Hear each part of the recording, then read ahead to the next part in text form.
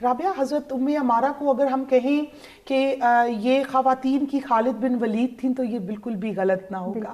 حضرت عمارہ، حضرت سمیہ، یہ ایسے روشن باب ہیں ہماری تاریخ کے کہ ان کے بغیر تو ہماری کوئی بھی بات مکمل نہیں ہو سکتی. ان کے بغیر ہمارا پروگرام تاریخ اسلام کی عظیم خواتین تو ہم یہ نہیں ہو سکتا. تو ان کو کیسے ہم اپنی منٹورشپ بنائیں، کیسے اپنی اولادوں میں ٹرانسفر کریں، کیسے نئی نسل کو بتائیں کہ ہمارے پاس یہ جو کلمہ پہنچا یہ کتنی کتنی قربانیوں کے بعد پہنچا. حضرت سمیہ کی قربانی، حضرت عمارہ کی شجاعت و بہادری. دیکھیں آج کے دور میں جیسے آپ لوگوں نے یہ پروگرام ارینج کیا سچ ٹی وی نے، اس پہ میں بہت زیادہ مبارکباد دوں گی کیونکہ یہ نالج کنوے کرنے کا ایک بہترین ذریعہ ہے. میڈیا آج کے دور میں یہ کردار ادا کر سکتا ہے کہ وہ جو چیپٹرز ہم نے بھلا دیے ہیں اپنے دین اسلام کے، ان کو ریوائیو کرایا جائے، بچوں کے نصاب میں ایسی چیزیں شامل کی جائیں.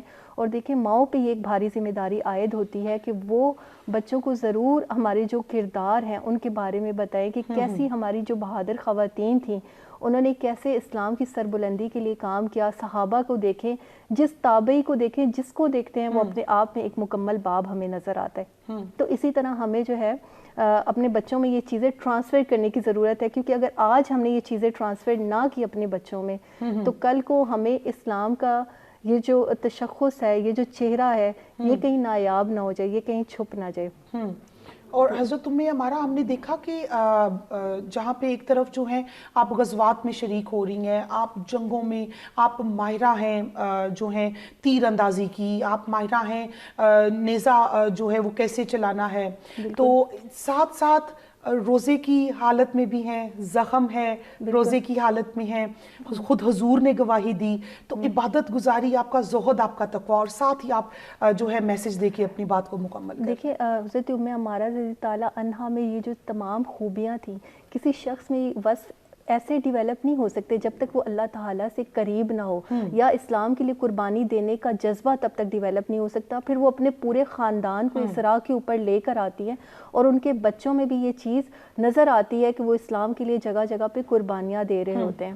تو اسی طرح حضرت عمارہ رضی تعالیٰ عنہا کا جو کردار ہے ایز اے فائٹر ہم ان کو دیکھیں، ایز اے عبادت گزاری ان کو دیکھیں، تو ہمیں یہ کردار آج اڈاپٹ کرنے کی ضرورت ہے. اللہ تعالیٰ سے قرب یا اللہ تعالیٰ کی عبادت خواتین کو باؤنڈ نہیں کرتا کہ وہ ایک گھر کے اندر بیٹھی رہیں. اور سکلز دیکھیں کہ ان کی سکلز ہیں یہ ساری، کہ وہ تلوار بھی چلاتی ہیں، وہ نیزہ بازی بھی کرتی ہیں، مرم پٹی بھی کرتی ہیں.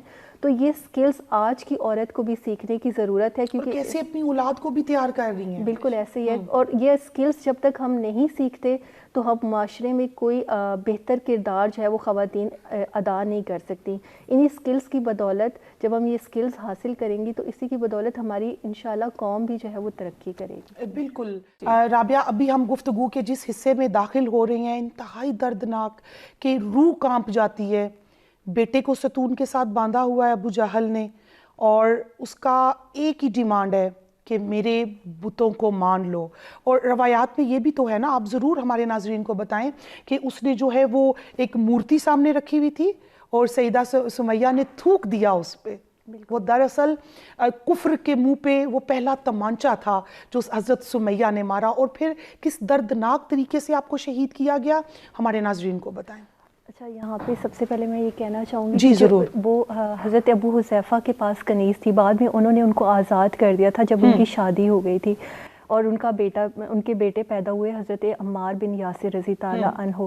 لیکن اس کے بعد جو خاندان کی سرداری تھی وہ ابو جہل کے پاس آ گئی، اور ابو جہل نے جب دیکھا کہ ایک ان کی خاندان میں جو کنیز رہی ہیں انہوں نے اسلام قبول کر لیا، تو ابو جہل جو تھا نا وہ بھڑک اٹھا اور اس نے کہا کہ کیسے اس کمزور عورت کی، اس کمزور خاندان کی ہمت ہوئی ہے کہ اس نے اسلام قبول کر لیا ہے. اور ان کے خاندان کی ایک خصوصیت یہ ہے کہ وہ 7 لوگ جنہوں نے پہلے اسلام قبول کیا اس میں سے 3 لوگ جو تھے وہ حضرت سمیہ، ان کے شوہر اور ان کے بیٹے تھے.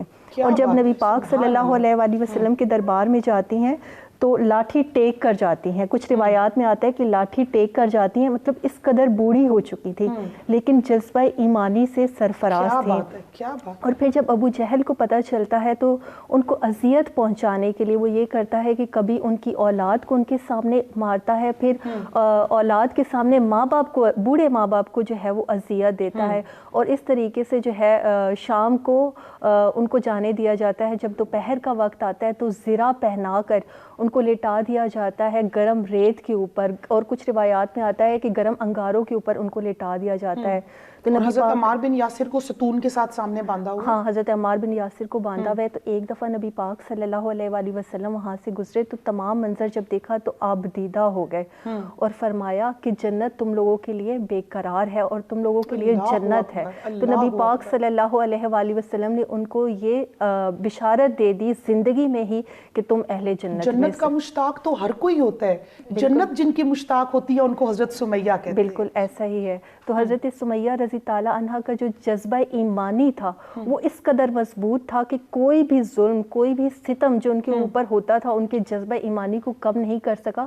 ایون جب ابو جہل, جب شہادت کا وقت ان کے قریب آیا اور ابو جہل نے کہا کہ تم انکار کر دو نبی پاک صلی اللہ علیہ وآلہ وسلم کی نبوت سے. اچھا رابعہ, شریعت اجازت دیتی ہے کہ آپ کو موت نظر آ رہی ہو تو آپ فقط بچنے کے لیے بول سکتے ہیں, لیکن قربان جائیں حضرت سمیہ کی جو ہے استقامت پہ کہ آپ نے جو ہے وہ شہادت کو اولین جانا, اور جو ہے وہ شریعت میں اگر یہ کہوں تو غلط نہ ہوگا کہ آپ نے شریعت کی بات نہ مانی, آپ نے اپنے عشق کی بات مانی. بالکل ایسا ہی ہے. اس قدر ان کا جو جذبہ ایمانی تھا وہ مضبوط تھا کہ کبھی جھوٹ میں بھی وہ یہ نہیں کہہ سکیں کہ وہ اس بات سے پھر جائیں کہ اسلام جو ہے اس کو دین نہ مانے. تو حضرت سمیہ رضی تعالیٰ عنہ کی آنکھوں میں شہادت کا جو وہ منظر ہے وہ دیکھیں کہ حضرت ابو جہل جب ان کو انکار کرنے کے لیے کہتا ہے اور ان کی آنکھوں میں چمک دیکھتا ہے کہ اس قدر چمکدار اور اس قدر نور سے ان کی آنکھوں سے نکلتا ہے کہ ابو جہل بھی ایک لمحے کے لیے دہل جاتا ہے. لیکن ان کی شہادت جو ہے اس کے بارے میں دو مختلف روایات آتی ہیں. ایک روایت تو یہ ہے کہ ابو جہل نے 2 اونٹ منگوائے اور دونوں سے حضرت سمیہ رضی تعالیٰ عنہ کو باندھا اور مخالف سمت میں چلا دیا. اس بات کو بیان کرتے ہوئے بھی اتنا دکھ ہو رہا ہے کہ بیان نہیں کیا جا سکتا. ہمارے پاس الفاظ نہیں ہیں, الفاظ ختم ہو جاتے ہیں. ہمارا قلب جو ہے وہ کیسے اجازت دے کہ جوان بیٹے کے سامنے ماں کو برہنہ کر دیا گیا. بالکل ایسے. یہ اسلام اگر آج ہم تک پہنچا ہے تو اتنی آسانی سے نہیں پہنچا, حضرت سمیہ کا احسان شامل ہے. بالکل ایسا ہی ہے.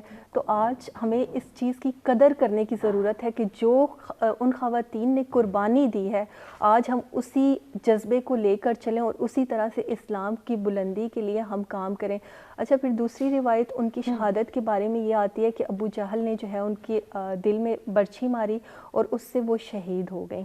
اچھا, پھر ہم دیکھتے ہیں کہ حضرت عمار بن یاسر رضی تعالیٰ عنہ کی وہ کیسی تربیت کرتی ہیں اور کتنے مشہور صحابی وہ بنتے ہیں. جی بالکل, کتنے مشہور صحابی بنتے ہیں, اور کیوں نہ بنے کہ جن کی والدہ حضرت سمیہ کہ جب ابو جہل نے کچھ روایات میں 2 اونٹ اور کچھ میں 4 اونٹ آپ کی ٹانگوں اور بازوؤں سے باندھ دیے, آپ برہنہ حالت میں ہیں, اونٹ باندھ دیے گئے, ان کو مخالف سمت میں دوڑا دیا گیا اور کہا گیا ابھی بھی کہہ دو کہ میرے بت جو ہیں وہ حق پہ ہیں تو میں تمہیں معاف کر دوں گا.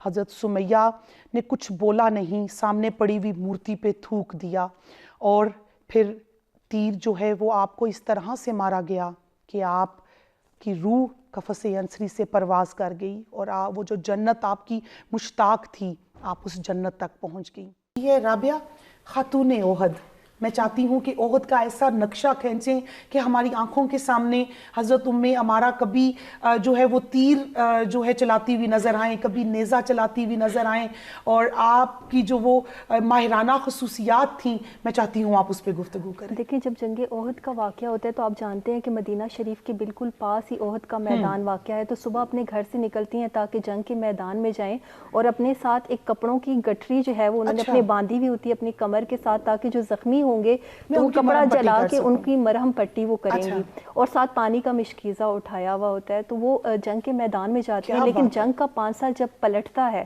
تو وہ دیکھتی ہیں کہ نبی پاک صلی اللہ علیہ وآلہ وسلم تنہا کھڑے ہوئے ہیں. تو وہ بھاگ کر جاتی ہیں اور ان کی اپنی جو تلوار ہوتی ہے اس کو ذہن سے نکالتی ہیں، اور ان کی تلوار کا نام ہوتا ہے آبدار. اس سے نبی پاک صلی اللہ علیہ وآلہ وسلم کے ارد گرد جنگ کرتی ہیں. ابن کیمیہ جب ان کے اوپر حملہ کرنے کے لیے آتا ہے تو ابن کیمیہ سے نبی پاک صلی اللہ علیہ وآلہ وسلم کو اس وار سے نہ صرف محفوظ کرتی ہیں بلکہ وہ وار اپنے اوپر کھاتی ہیں، اور اسی میں ان کو ایک بڑا گہرا زخم لگ جاتا ہے گردن پہ، اور کچھ لوگ کہتے ہیں کہ شولڈر پہ ان کو زخم، شولڈر کی بیک پہ ان کو زخم لگ جاتا ہے. تو اس جو جنگ ہے اس میں ان کا اپنا بیٹا بھی زخمی ہوتا ہے، عبداللہ ان کے بیٹے زخمی ہوتے ہیں. جیسے ہی وہ زخمی ہو کر تشریف لے کر آتے ہیں تو وہ فوراً ان کی پٹی کرتی ہیں اور ان کو کہتی ہیں بیٹا واپس جنگ کے میدان میں جاؤ. ہاں مطلب اپنے زخم کو پکڑ کے نہ بیٹھ جانا، فوراً سے جنگ کے میدان میں جاؤ. اس کو دیکھ کے نبی پاک صلی اللہ علیہ وآلہ وسلم ان کو ڈھیروں دعائیں دیتے ہیں اور کہتے ہیں کہ ایسی بہادر جو خاتون ہے وہ میں نے نہیں دیکھی. اور اس جنگ میں ان کو 12 کے قریب زخم آتے ہیں، اور نبی پاک صلی اللہ علیہ وآلہ وسلم جب دعائیں دیتے ہیں تو کہتی ہیں کہ میرے لیے یہ دعا کریں کہ میں جنت میں آپ کی رفاقت میں رہوں. تو ان کو اس خاتون کا اعزاز حاصل ہے کہ جنہوں نے نبی پاک صلی اللہ علیہ وآلہ وسلم کی رفاقت کے لیے دعا کی درخواست کی، اور اسی وقت ان کی وہ جو دعا تھی اس کو قبول کر لیا گیا، اور جنت میں بھی وہ نبی پاک صلی اللہ علیہ وآلہ وسلم کے ساتھ ہوں گی. اس کے ساتھ ہی وہ پہلی خاتون ہے بیعت عقبہ ثانیہ میں 2 خواتین جو گئی تھیں اس میں حضرت عمارہ رضی تعالیٰ عنہا بھی تھیں. اور اس میں دیکھیں ان کی کس قدر بہادری ہے کہ وہ چلی جاتی ہیں کبھی بیعت کے لیے، اور پھر دیکھیں صلح حدیبیہ کے مقام پہ ہوتی ہیں، غزوہ خیبر میں ہوتی ہے، جنگ یمامہ میں بھی ساتھ ہوتی ہے. ان تمام غزوات میں جو ہے حضرت ام عمارہ کی شرکت ہمیں جو ہے وہ نظر آتی ہے. آپ کی تمام اولاد جو ہے وہ صحابہ رسول صلی اللہ علیہ وسلم ہیں. بنو نجار وہ عظیم قبیلہ کہ جن کی بچیوں نے حضور کا استقبال کیا، وہ عظیم قبیلہ کہ حضرت ابو ایوب انصاری بھی آپ کے ہی قبیلے سے ہیں. ہر طرف وفا ہے، ہر طرف محبت ہے. کیا کہیں گی آپ حضرت ام عمارہ کی محبت اور جو آپ کی استقامت محبت ہے؟ محبت تو ہر کوئی کرتا ہے، استقامت کسی کسی کو نصیب ہوتی ہے. دیکھیں جب نبی پاک صلی اللہ علیہ وآلہ وسلم نے ان کے لیے دعا فرما دی تو اس کے بعد ام عمارہ نے کہا کہ اب دنیا میں مجھے جو بھی مصیبت پہنچے مجھے اس کی پرواہ نہیں ہے. تو ہم دیکھتے ہیں کہ اس دعا کے بعد ان کے ہسبینڈ بھی شہید ہوتے ہیں، ان کے دونوں بیٹوں کی شہادت ہوتی ہے، لیکن ان کے ماتھے پہ شکن بھی نہیں آتی، اللہ تعالیٰ سے کوئی شکوہ بھی نہیں پیدا ہوتا. اور جب مسلمہ کذاب کے ساتھ نبی پاک صلی اللہ علیہ وآلہ وسلم ان کو قاصد بنا کر بھیجتے ہیں تو وہ اس بے دردی سے شہید کرتا ہے کہ ان کے جسم کے ٹکڑے ٹکڑے کر دیے جاتے ہیں. کہتے ہیں وہ ہاتھوں سے سٹارٹ کرتا ہے، پہلے ان کا ایک ہاتھ کاٹا جاتا ہے، پھر جب وہ انکار نہیں کرتے مسلمہ کذاب کی بات سن کے نبی پاک کہ میں نبی ہوں. ہاں بالکل. تو انہوں نے دیکھیں وہ ختم نبوت کے جو تھے نا وہ محافظ بھی تھے، پہلے شہید تھے. اور پھر ہم ان کے دوسرے بیٹے کو دیکھتے ہیں تو جب یزید ملعون کے دور میں حرہ کا واقعہ پیش آیا تھا تو وہاں پر ان کے دوسرے بیٹے کی جو ہے وہ شہادت ہوئی تھی. مطلب ساری اولاد صحابہ، نہ صرف صحابہ بلکہ راہ حق پہ قربان ہونے والے. بالکل. اور خود حضرت ام عمارہ غازیہ ہیں. اور پھر ہم دیکھتے ہیں کہ حضرت ام عمارہ کی تمام جو صحابہ کرام تھے وہ بہت زیادہ رسپیکٹ کیا کرتے تھے. حضرت ام فاروق رضی تعالیٰ عنہ، حضرت ابو بکر صدیق رضی تعالیٰ عنہ. بلکہ جب جنگ یمامہ میں پرمیشن آپ نے مانگی، آپ کی ایج 60 ایئرز تھی، 60 سال، تو حضرت ابو بکر صدیق نے فرمایا کہ آپ کو کون منع کر سکتا ہے، آپ کے بغیر تو کوئی جنگ مکمل ہی نہیں ہو سکتی. بالکل. اور جا کے ایسی بہادری کا مظاہرہ کرتی ہیں کہ ہر جگہ جب وہ قلعے میں بند ہو جاتا ہے، مسلمہ کذاب اور مسلمان داخل ہوتے ہیں تو وہ مسلمہ کی تلاش میں جو ہے وہ گھومتی ہیں کہ کہاں ہے وہ اللہ کا دشمن، مجھے بتا دو تاکہ میں جا کے اس کو قتل کر دوں.